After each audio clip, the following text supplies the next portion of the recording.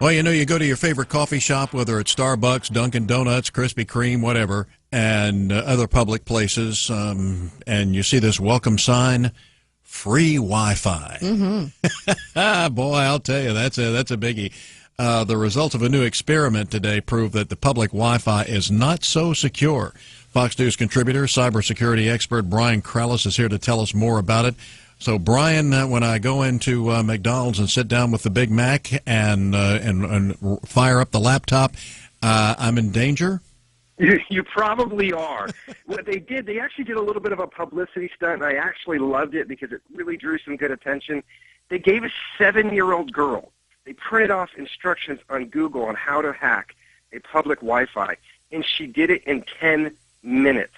And so basically it's really simple. Most of us know that a cell phone now can basically be a log on to the internet. It can create a mini public Wi-Fi. Yes, a hotspot. And so basically what they're doing is they're creating a cell phone to look like a Wi-Fi station. Nobody knows it, and they're calling it the same thing. So let's say you're in Starbucks. They'll call their Wi-Fi on their phone Starbucks. So next thing you know, patrons are logging on to the Wi-Fi of the phone, not the Wi-Fi of the restaurant, and now they're monitoring every keystroke that you do. Oh, great. Wow. It's the only thing I would say is even that, probably you couldn't get into a lot of trouble if you're not going to your personal sites. And here's what I recommend. In public Wi-Fi situations, look at the news. Look at, whatever casual reading you want to do. But do not log on to anything that's of value with you, and don't use any password, especially if it's a password that's replicate on important sites. Don't use any password in a public Wi-Fi station, because that's where you're going to get into trouble. Fox News contributor, cybersecurity expert Brian Krallis with us this morning. Brian, what if you're in a public place with your smartphone? You're not using their Wi-Fi. You're using your smartphone connection to the internet, your 4G, if that's what you have. How vulnerable is that? That is much more protected, and that is a much, much higher level of security breach, and normally that is not going to hurt you at all. So on your phone, you're fine as long as you're not on their public Wi-Fi.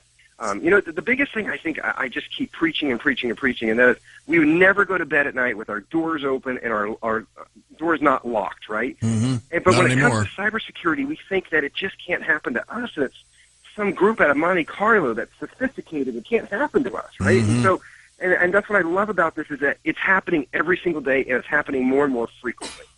We've got to protect ourselves. Cybersecurity expert, Fox News contributor Brian Krallis with us this morning.